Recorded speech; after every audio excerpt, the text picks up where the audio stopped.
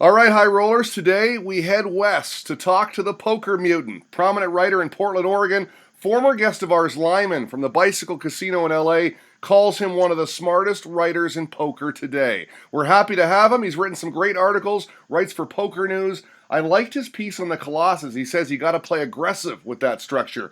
In Portland, he's in the know, and there's a lot happening there these days. Perhaps the best poker value anywhere. We're going to talk about that. Darrel Plant, the poker mutant. Darrel, thanks for joining us, man. Appreciate it. It's great to be here, Derek. Thanks a lot. Interesting times in Portland, right? A vibrant scene there. You wrote in one of your pieces, imagine a city where there was never any rake, a tournament started every couple of hours, and you could get a seat in a 1-2 cash game in multiple venues. That's the situation in Portland. It's good there right now, isn't it? A rake-free seat in 1-2 venues. You know, it was a really good time at the beginning of the year. That was when you could get those 2-hour tournaments. It's changed a little bit since the summer. One of the big clubs closed down under threat of a lawsuit. And, you know, we've got an odd situation here where there's a social gaming system. There's no actual casinos in Portland or anywhere close for about 30 miles. But there's a lot of tournament poker players here in town, and there's a lot of people who play what are called shootouts here in town, but they're actually tournaments with a fixed blind structure that just go on for an hour or so, and they never go up. So basically, if you have chips left at the end of the hour, you get those back? You can cash out at that point or to the point afterwards. It depends on the club and the rules. Okay, so I know that one of the big clubs there, PDX, is that the one that closed down or no? PDX Poker Club used to be Encore Club. They had an issue with the state labor board. Got a letter from the city that actually went out to all the clubs, and the owner decided to close the club down. Wow. There may have been some other issues we don't know about, but he closed the club down within a couple of days after getting the letter. It was a club where they had weekly guarantees that were a third of what the Venetian offers every week on their regular schedule. Wow. If you can imagine that. That's amazing. Portland, which is not like a destination for poker tournaments. Now, they did it with smaller buy-ins and, you know, a tournament starting at noon and every 2 hours until 10 o'clock. We had a series this last weekend where the two remaining large poker clubs in town cooperated on a series, ran 2 games apiece, a 10K, 30K, 30K, and a 10K in 4 successive days, and had a combined prize pool that ended up being over $125,000 for 4 tournaments. So it's pretty good there right now. I'm interested in the social gaming aspect of it. These clubs, I guess they're not allowed to make money off poker per se, and the way they get around that is by charging an entrance fee. Is that the deal? Right. Basically, you come to the club, you pay $10, and that $10 entitles you to play any of the games that they have going on through the day, whether those are tournaments or the shootout quote-unquote cash games that run. And, you know, those run mostly 1-2, some 2-5, sometimes bigger. And there's a lot of no-limit hold'em and Big O is basically the 2 games that you'll find there. Most of the tournaments are no-limit hold'em, obviously. I mean, that's pretty much the case everywhere. But, yeah, the $10 is what the club can make. And then they also serve, you know, drinks and food. That's their income from that. The dealers are unpaid. Basically, there's sort of an agreement by the players to tip the dealers a percentage of their winnings, and that's how the dealers get paid. Well, it sounds like a pretty good setup, a pretty good scene. The poker players must love it, but I guess the competition doesn't, and you've got some places in nearby Washington that have complained. Is that the deal? They just don't like. Right. There's a long established poker club in Washington State that's about 30 miles north of Portland, and they're limited in what kinds of games that they can offer. Washington state law limits them to limit and spread limit games only. So there's no limit games. They don't really have the capacity to run large tournaments, and it's 30 miles away from Portland, across a bridge that is relatively difficult to get across a lot of the day, you know, because it's an interstate bridge that crosses the Columbia River, and going over the bridge can take you hours sometimes. So, you know, it's not as attractive as, you know, going a couple of miles right, yeah, to a tournament, you know, where you're not playing cash game, you're playing a tournament. If people like playing, a lot of people like playing tournaments for various reasons. I know Lyman's death on tournaments. Oh, by the way, Lyman also, aside from calling me a good poker writer, he also called me the most self-loathing tournament he's ever met. So there's a wide range in there that you could put me into. So, but the owners of that club tried to get the clubs here in Portland shut down, and they've been working on that for a while. There's other interests involved. Spirit Mountain, which is the Indian casino that's closest to Portland, but is probably an hour and a half from where I live in town towards the coast, also can run No Limit Hold'em, but it's a further destination and also doesn't run that many tournaments. But they've seen a draw away from some of their poker facilities with the amount of poker that's being played in Portland. So with one club shutting down, you've got two clubs there. What do you think the future holds? We have more than two. We have two large clubs with 20 plus tables in them. We also have a number of smaller venues and a lot of bars and stuff that run tournaments. So it's happening then. It's happening there. Are you worried that it might change, that the government might step in and shut it all down? What do you think is going to happen in Portland? Everybody's worried. I mean, this summer was pretty shaky. One of the clubs at Portland Meadows, which is the horse track, they just opened in May, just before the World Series started up, and had a big opening, and then this whole thing started up. I mean, they put a lot of money into renovating a room for this, and bought a lot of nice equipment and chairs that would rival some of the places in Vegas. But with this, it could have shut the whole thing down potentially. The city actually went to the Supreme Court as part of this challenge against the social gaming rules and defended their interpretation of the social gaming rules. So we're hoping that there will not be any further pushback on clubs, at least not for a while anyway. And they're starting to ramp back up a little bit, after having gotten back on their feet after kind of a rocky summer, which is, this series that I mentioned this last weekend is the first series that's run in town since before the World Series. Okay, well, we wish you luck with that. We hope it stays vibrant. It's going to be interesting. Nobody wants to see this happen. The Supreme Court decided that the club in Washington had no standing to challenge the social gaming rules because they're in Washington. They're not even covered by Oregon laws. So, and they didn't really buy their theory that the Portland clubs were drawing a huge amount of traffic away from them because it's a different type of poker, and there's way more people playing poker in Portland than we're ever playing up there. So, well, we just had James McManus on the show, as you know, and you tweeted out about it. You tweeted out about him, and I guess you're a fan of his. Oh yeah, as a writer, yeah, you gotta be a fan of McManus's. So. I mean, he wrote Cowboys Full, and he wrote Positively Fifth Street. Is this something you aspire? I know you do a lot of writing. Your website's full of articles. Do you aspire to a book one day? I've written books, but not on poker. I don't know if I do. I like playing poker more than I like writing about poker. So I enjoy writing statistical stuff about poker, but I sort of have limited myself to shorter articles. I'm much more interested in essays than I am in writing a long form, either fiction or nonfiction piece, I think. You talk about James McManus. Those two books he wrote for poker were great, weren't they? Great narratives. They were fantastic. I'm in a reading group, and I actually proposed one of them for our reading group, and people were kind of surprised at how interesting it was because they were sort of poo-pooing the idea at first. So. Huh.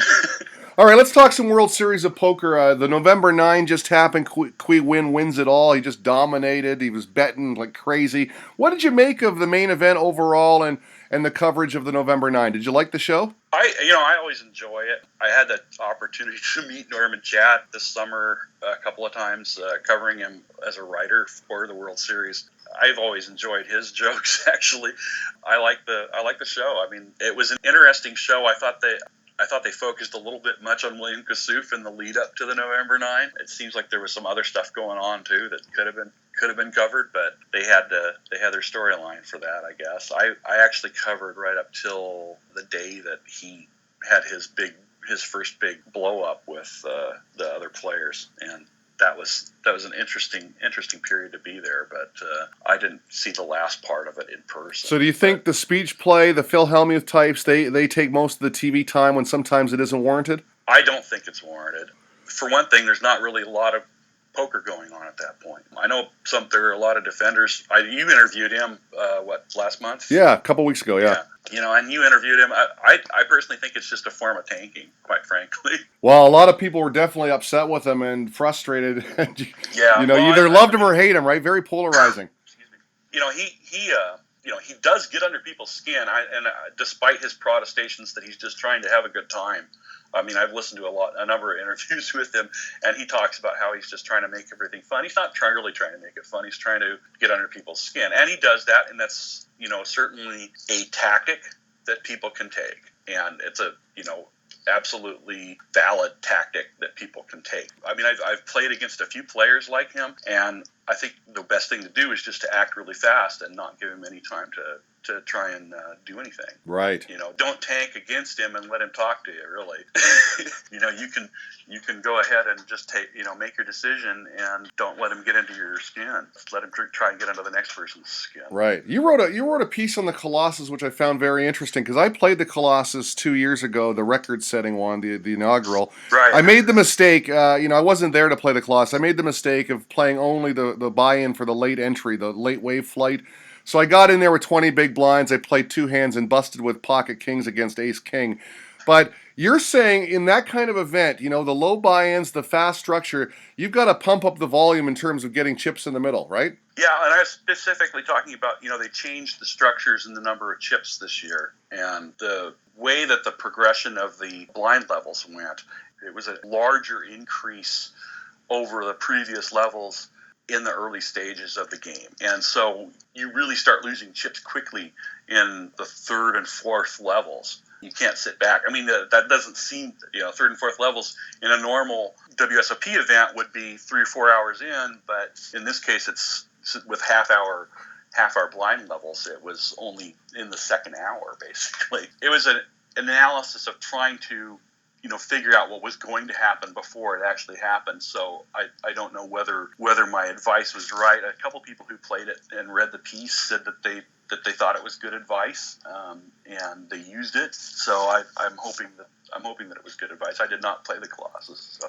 I was covering the Colossus. What do you think of these tournaments with multi-day startings, like day 1A, day 1B, day 1C? It's happening up more and more, right? Do you think they're fair, first of all? Do they favor the richer player because they can buy in 3-4 times perhaps? And what do you think about strategy involved? Like what day should you play? Does that even matter? Oh, I think it matters. The main event's one, although it doesn't allow multiple buy-ins, the main event does have multiple starting days. I wrote an article on which starting day was best and sort of determined that there's no real best starting day for the main event. But like the LA clubs, the Bicycle and the Commerce have a lot of these kind of events. I think that they've sort of migrated out from there. And it does allow giant prize pools. There's an event at the Bicycle in a couple of weeks that's a $500,000 prize pool with a $240 buy-in. Wow. But it's got a whole week of days with 2 starting flights every day for a week before it's day 2, and it's just a 2-day event. So that's an attractive thing if you want to try and tournament players, I think, want to get these big scores. And where are you going to find a prize pool 2,000 times the buy-in? No, absolutely. It's great it's great. I mean, listen, I ran a poker tournament in Montreal one time, and we did 3 day ones, and we attracted a good field for a $1,500 buy-in. We were all pleased, but some of the players were traveling all that way, and they're just trying to figure out: I got one bullet here? Which day do I play? Right. Well, if you've only got one bullet, and you've got a limited amount of time, then you have to play the last couple days of the entries, unless you're living in town. A lot of these have the ability to play multiple times, and the smaller stacks will get taken out. You get actually a bonus for that stack. I think that the one at the Bike, for instance, pays $2,000 if you qualify more than once. The stack that's taken out, you get $2,000 for that stack. So it's sort of like playing a Survivor tournament. Sure. Almost, Why did you determine that there was no benefit to either of the day ones for the World Series of Poker main event, that they're all basically equal. Well, look at who cashed, how well the players who did, who made the final table, basically, which days they came from, and whether there was any determinable statistical advantage for those players. It didn't seem that there was. I mean, the amount of data is relatively limited. There's years where there were 4 entry days as opposed to 3 entry days, so it's not entirely congruent. But it didn't seem like there was that the people who made the top spots in the tournament came from any specific day is why. Okay. What about cash games versus tournaments? I know we spoke to Lyman about it. You've cited some articles on Twitter about it. Lyman basically says, he told me that, a big score in a poker world, in a poker tournament, that money leaves the poker economy because it's not spilling back into the cash games. I mean, they're off buying cars and houses with these $1 million scores. It never comes back to poker. Do you think tournaments are bad for poker? I don't totally agree with that. I think a lot of the money does tend to come back because people play more tournaments.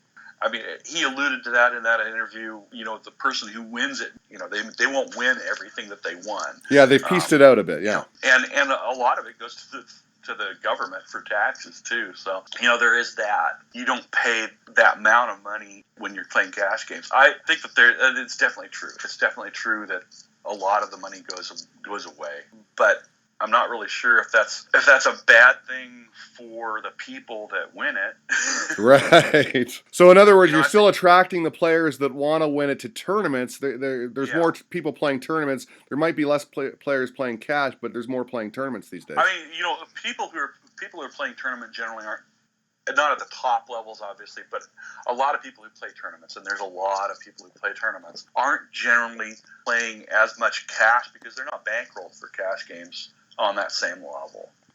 Somebody who's playing, who goes to the World Series and plays $1,000 tournament or a Colossus tournament, they're not playing cash games where they're putting $1,000 on the table, I don't think, for the most part. If they're playing $20,000 tournaments, they probably are. Right. What about this idea that there aren't too many lions, as Phil Hellmuth would say in the poker world, that there's not too many lions out there making a living off tournament poker, that you see all these people on TV and they have these big scores and you think they're all rich and just traveling the world drinking champagne, but in fact, they aren't. What do you can people make a living playing just tournaments only? I think a few people can, yeah. I agree that I don't think there's that many. That was the first article I wrote, was for Poker News, was that it's difficult. It's very difficult to make a living. And that was based on a Brian Devonshire quote about how, you really need to play tournaments and cash games to kind of, leaven out those low spots in your tournament cashes. You cannot just make a living on tournaments. I mean, unless you make a giant score and can, then cruise on that, it's very, very difficult. I mean, it's not impossible, but it's difficult. I don't think there's nearly as many people out there making a living playing tournaments as people think there are. There are people out there who are playing poker full-time, tournaments and cash games. But I think that the number of people who just play tournaments and are making a living at it is relatively limited. Not only that, I mean, it's just so tough nowadays, isn't it? I mean, everyone, even the bad players, are pretty good. It's always tough, I think. I don't know. I mean, I'm a relatively new poker player. I mean, I played 5-card draw a long time ago, and then didn't play, for nickel ante stuff, with guys from where else I was working in. Didn't play poker again for a long time until less than 10 years ago, and that was just mostly because I didn't have anything else to do. So I'm not on the level where I'm at a high level of playing giant tournaments or anything, or making a living at poker either. So I can't really specifically say I know all this stuff. But tracking numbers and things, I think we can say that it's difficult. It's very difficult. Yeah, it's very difficult. Well, I asked one of the pros why I'm having a tough time beating a 10-cent, 25-cent game online when I do very well at 1-2 and 3-5 and that sort of thing. And he says, well, you're playing a big game there. The guys online these days are so tough. A 1-2 game live, he said, is like a 2-cent, 5-cent game online with the quality. I mean, that's how difficult it's getting. Yeah, that could very well be. I don't, I think that it's different in tournaments.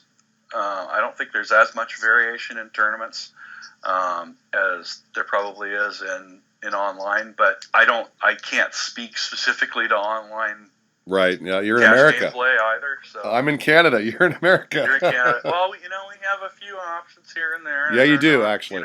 Well, let's hope that all gets sorted out. it's not going to happen anytime soon. I don't think. That bad? Yeah. Darrel Plant is the Poker Mutant at Poker Mutant on Twitter. His website is mutantpoker.com. Darrel, it's been a pleasure, man. Thank you so much for your time, and we'll do this again, okay? Thanks for reaching out, Derek. Nice talking to you.